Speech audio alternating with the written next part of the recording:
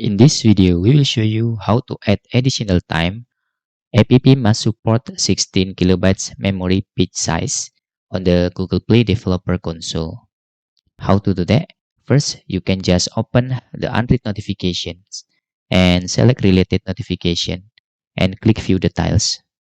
After that, you will have this page and you need to scroll down and click request additional time here.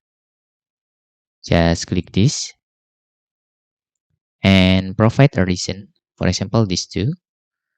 It's require me to make a sensitive change to my app and I'm waiting on a new SDK version from an SDK provider.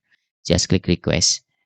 So you will have additional time to update your app on your Google Play Developer Consoles. And if you have any questions, you can fill in the forms comments below, and thanks for watching.